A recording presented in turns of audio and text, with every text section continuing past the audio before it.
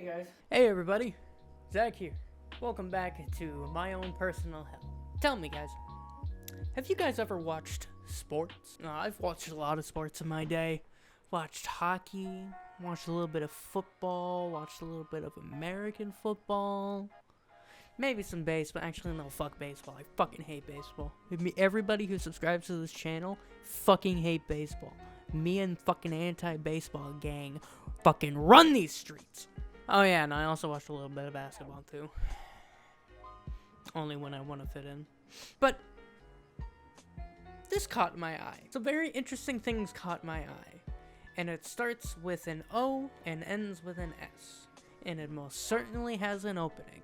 And I gotta say, I've never seen anything quite like this. Some acts, including the recreation of Jesus Christ the Last Supper, the beheading of Mary Antoinette, and Philip Catherine's depiction of Dionysus, the god of wine, sparked controversy on social media. Netizens called the ceremony disrespectful and absolute garbage. One user wrote, and I quote, "They are literally mocking the Last Supper, and majority of France are followers of Christ." So, this year in the Olympics, it's most certainly been an interesting one. Apparently the opening had some very weird things going on. And I'm gonna be completely honest with you, everything about this year's fucking Olympics has been weird. Just like the year before this one, and the year before that one, and the year before that one, and the year before that one. Every single fucking Olympics has been odd, slightly weird, and kind of fucked. Ever since the beginning of time, when we were beating the fuck out of each other with clubs and swords in an Olympian arena in Rome. It's been weird. So, when people on social media told me that this was the weirdest Olympics opening, I got excited because I thought I was gonna see something fucking interesting. Turns out, I was severely fucking disappointed. Apparently they tried to recreate the Last Supper, the Jesus painting of the Last Supper, when that is just a blatant fucking lie, because first things first, we're in the Olympics. The fuck does Jesus have to do with that? Because the thing that they were trying to portray was not the Last Supper, my friends. Apparently it was a Dutch painting of the Olympian version of the Last Supper. Now, organizers said, we're sorry, but, you know, the guy who actually put it all together said it was from the Feast of the Gods, which is a 17th century Dutch painting of the Greek Olympian gods, you know, the Olympian gods, because it's the Olympics. So you see the problem here. This is not the work of Satan. This is the work of Olympians. And a lot of really weird people with useless arts degrees. But then again, they're probably making more money than me at this specific moment in time. So what the fuck do I know? I also saw some really weird swimming shit while looking up this topic. I'll play the clip here. It gave me nightmares. I hate all of you.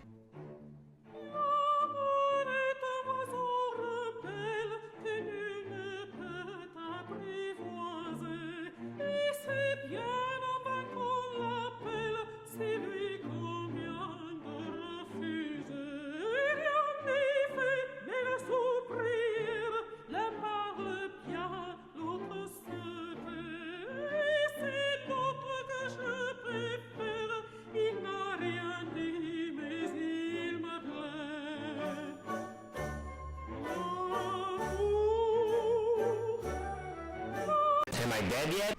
Other things that were included in this Olympics was a really interesting sharpshooter segment.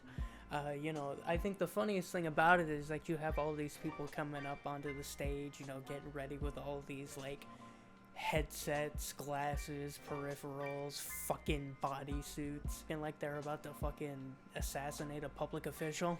And then you got this one fucking Turkish guy fucking wearing nothing but a t-shirt and fucking shorts with a handgun, fucking just winging it and getting a fucking damn near bullseye. Like, he was like this fucking close to getting a bullseye. It was fucking hilarious. You know what, guys? That was pretty weird. But that's not as weird as our next topic. Say, aren't those conservatives quite weird?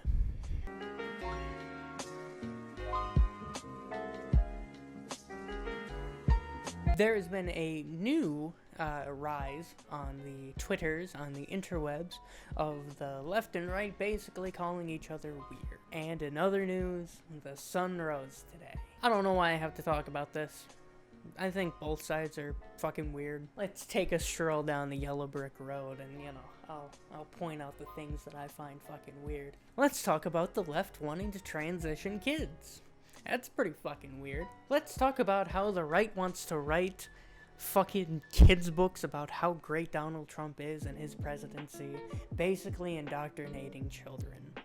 Pretty fucking weird to me. And let's also talk about how the right wants to put in a system called Project 2025. Have you ever heard of Project 2025? I would highly suggest you to look it up. And then let's talk about the left and their white dudes for Kamala. That's not as weird as Project 2025, but it's pretty funny to watch. And let's talk about My Chemical Romance JD Vance over here with his fucking eyeliner. Holy shit, that is fucking weird. And finally, let's talk about how the left and how Tim Waltz fucking interacts with his wife, I guess. I don't know, both of you are fucking weird. Both of you are probably gonna go to the fucking Jeffrey Epstein's fucking island and fucking diddle kids, okay? The left and the right are both weird fucking people filled with pedophiles who touch children. Don't kill me. You know, guys, I'm gonna be completely honest with you.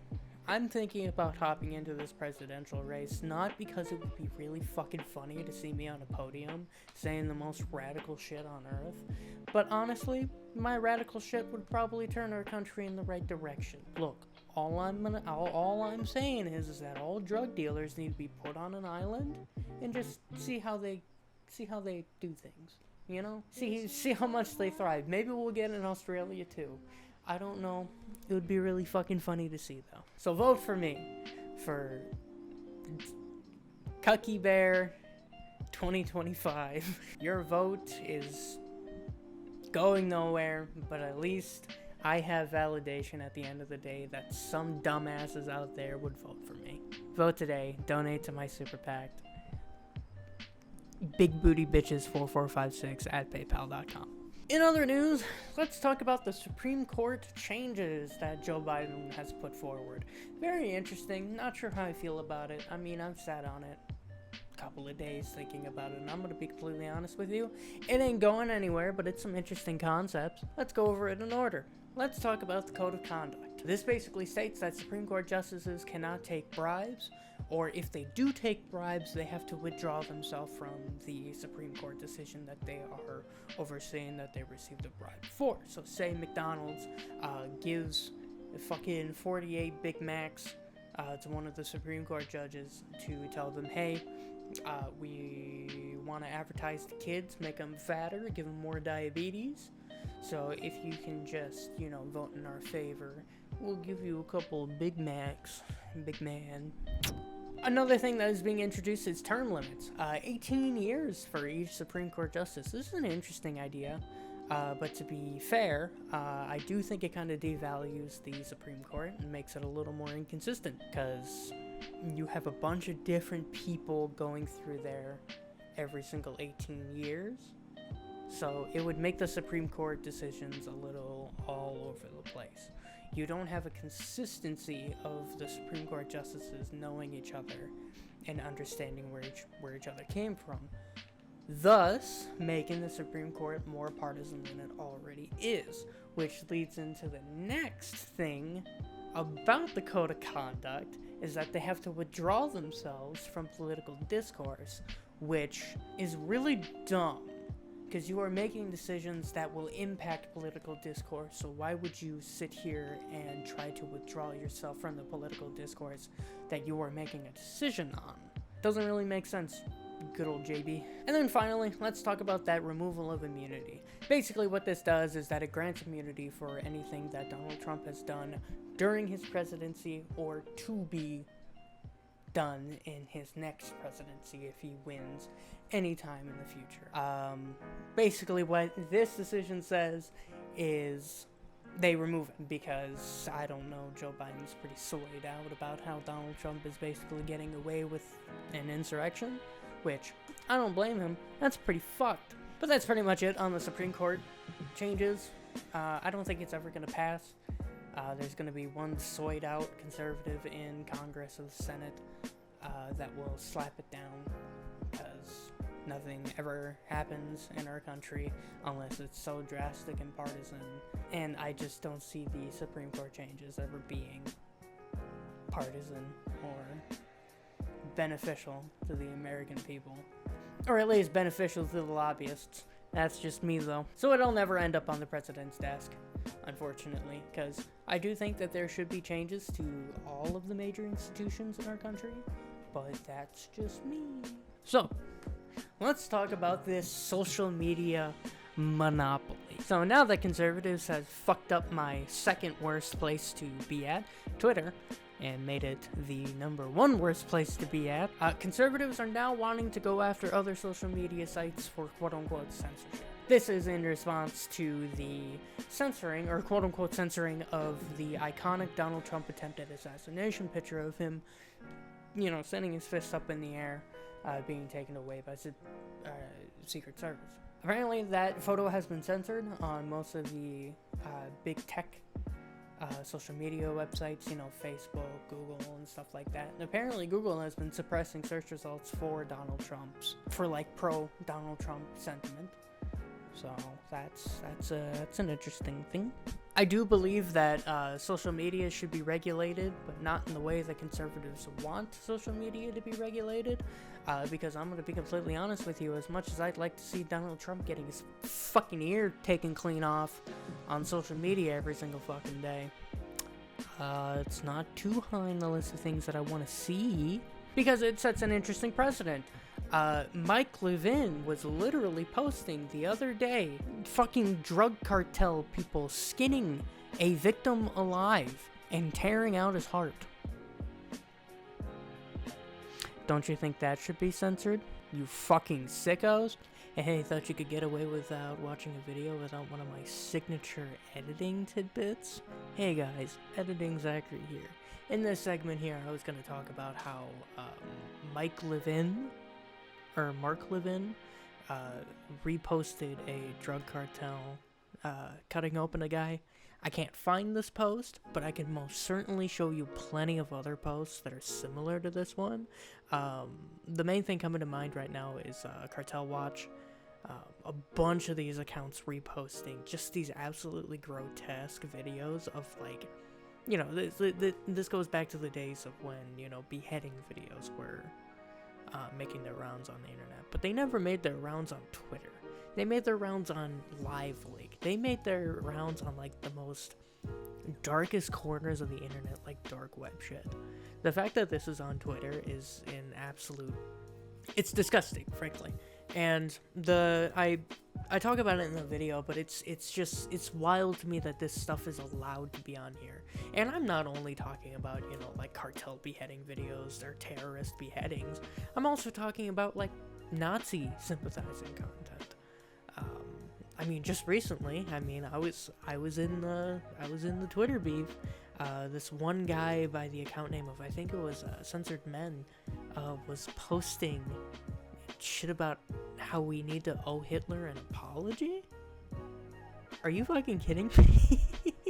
But I just want to hop in here right now to expand on my point, because I do believe that I just pulled something out of my ass without saying something.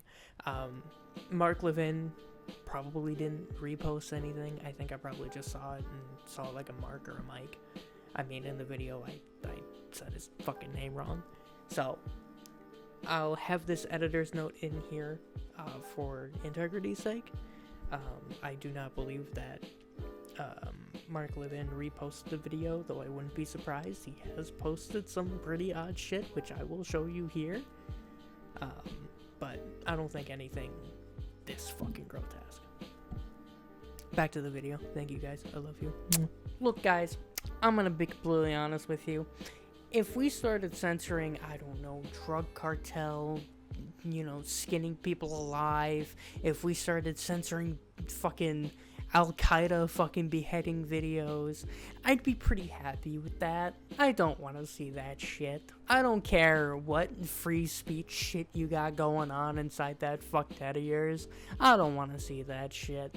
I'm not fucked up like you. Okay, I lied, but point still stands. Look, frankly, if you guys want to go see that shit, that is fine. There is a dark, decrepit, dank fucking corner of the internet just for people like you. It's called Live... Oh, wait, no, that got taken down. I don't know, there's some fucking random fucking smut website that you can fucking look that shit up in. I don't care, just don't post that shit on Twitter. And there's a reason why this shit gets fucking censored. And this will, and it leads into my next fucking topic I'm gonna talk to, or talk about. Fucking advertisers don't want to advertise on fucking platform, on a platform that fucking literally next post under it is a fucking dude getting hit by a fucking bus. Okay, advertisers don't like that shit. And this leads into the next topic of Elon Musk fucking soying out about how advertisers don't want to put their shit on X anymore because it's such a fucking shithole. So Elon Musk is apparently suing advertisers that don't want to advertise on X. Interesting way of going about it. Don't try to convince them or anything. No, we just sue them. Hey everybody. I was shocked by the evidence uncovered by the House Judiciary Committee that a group of companies organized a systematic illegal boycott against X. It is just wrong, and that is why we are taking action. Today, we filed an antitrust lawsuit against the Global Alliance for Responsible Media, 4 of its key members, and the World Federation of Advertisers. Truly the conservative way. Never mind the fact that this is the same guy who refuses to quote-unquote bow to the woke mob or to the advertising mob. This is the same guy who told the advertisers to go fuck themselves. You hope, don't advertise. You don't want them to advertise? No. What do you mean? If somebody's going to try to blackmail me with advertising, blackmail me with money, go f yourself. But Go f yourself. Is that clear? I hope it is. Hey, Bob, if you're in the audience. well, let me ask you then. That's how I feel. Don't advertise. I don't know. If you tell me to go fuck myself and then come back to me and say, well, why don't you like me? You kind of dug yourself your own grave. It's just incredibly hilarious to see Elon Musk make a double take when he realized that his wallet is getting hurt. 20 fucking minutes. Jesus fucking Christ. That's gotta be about like 18 minutes of me talking out of my ass. Holy shit. And in even funnier Donald Trump news, apparently he was having a mental fucking breakdown during one of his conferences, which I will play the clip here. Oh, give me a break. Listen, I had 107,000 people in New Jersey. You didn't report it. I'm so glad you asked. What did she have yesterday? 2,000 people? If I ever had 2,000 people, you'd say my campaign is finished. It's so dishonest, the press. And here's a great example. I had in Michigan recently 25,000 people, and 25,000 people we just couldn't get them in. We had in Harrisburg 25,000 people, and 20,000 people couldn't get in. We had so many. Nobody ever mentions that. When she gets 1,500 people, and I saw it yesterday on ABC, which they said, oh, the crowd was so big. I have 10 times, 20 times, 30 times the crowd size, and no, they never say the crowd was big. That's why I'm always saying turn around the cameras. I'm so glad you asked that. I think it's so terrible when you say, well, she has 1,500 people, 1,000 people, and they talk about, oh, 2 hours later. Every bridge in this country, if you were going to do this ridiculous policy. So, but on crowd size, in history, for any country, nobody's had crowds like I have, and you know that.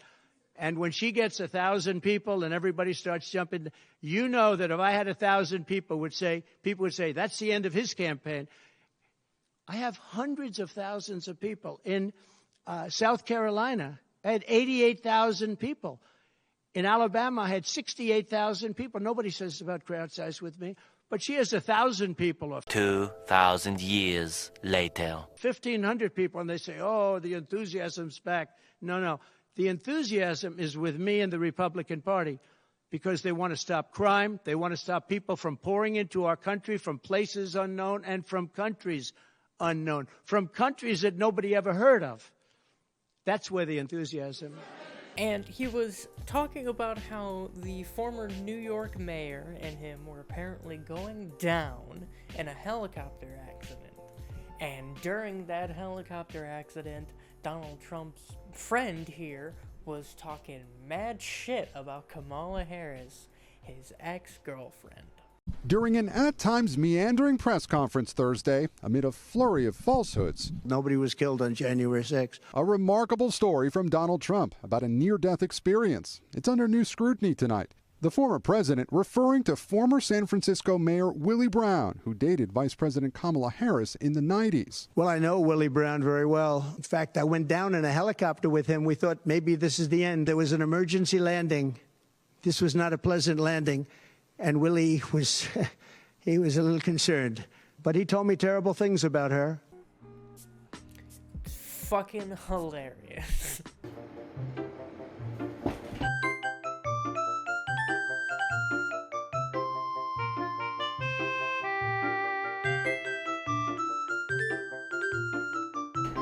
Oh, fuck. We're experiencing some turbulence here. And it'll be alright. Donald, before this ship goes down, I have to tell you, Kamala Harris was a whore. And what's even funnier about it is that wasn't even the guy that he was talking about. Apparently, he was having some turbulence issues in a plane with some other black guy. We spoke with Willie Brown by phone today. To be clear, you have never been on a helicopter with Donald Trump? No, I have not. Are you kidding me? Have you ever had any conversation with Donald Trump about Kamala Harris? Of course not. His initial reaction to Trump's comments? I laughed. I just assumed that he was on a helicopter ride with somebody black and he made a mistake and thought it was me.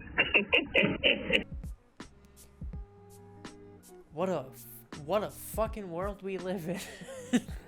And finally, this is the most recent topic that I have seen be reviewed because I have re-recorded this video 4 separate fucking times and it's driving me insane and I need to get it out. This is the final topic: Donald Trump being on an X space and coming back to Twitter after so fucking long. Holy shit, this is funny. Whoever gave this pussy dog guy the speaker role, can we get him out of here? He's disgusting. He's been farting on the microphone. Shut up, bro. No, you shut. Basically, this Twitter space was just full of Elon Musk and Donald Trump glazing each other.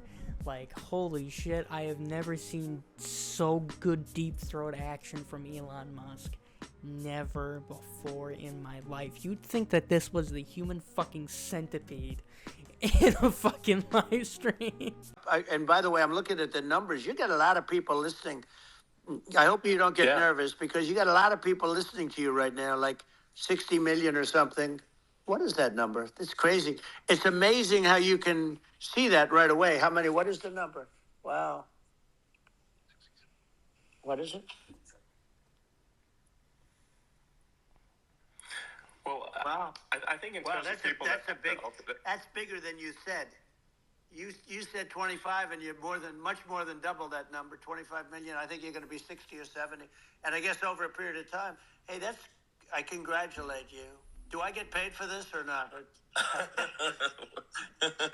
well, there was no discussion of policy. Nothing productive was said in this live stream or this space. It was just pretty much just a glazing session for Elon Musk and Donald Trump. Really isn't much to report here. But I do have to say, an interesting thing that came out of this is he's moving from Truth Social to X again. I guess Truth Social wasn't that good of a venture, huh? Maybe it started hurting your campaign because the main thing about your campaign and your presidency was your mean tweets. Look, guys, I'm tired. I am really fucking tired. Maybe it's a slow week. I mean, I didn't even talk about, well, I did talk about it in the last video about the Kamala Harris stuff. But apparently they're going to have a debate here pretty soon. Donald Trump and Kamala Harris are going to have a debate, so I'll be around for that shit. And it'll probably be really funny because I'm going to be honest with you, Donald Trump and Joe Biden has just been the best thing in the world. Very meme-worthy. But the Kamala Harris and Donald Trump debate, ooh, it's gonna be spicy. Thank you all for watching. Please leave a like, subscribe. Keeps me afloat. Make sure that you share it with your friends, because I'm sure everybody else on the social media platform that you share it on would love to hear my political takes. Honestly, thank you all. The last video has been received pretty well. I'm actually quite surprised at how well it's been received. The amazing comments that you guys have left me. Can't thank you guys enough. I hope to do more. So, please, support me. I need the money. Thank you all for watching. Hope to see you all in the next video where I meet the devil. Teleport in and out of hell, crawl out with a BFG 9000. I'm gonna go play Doom now.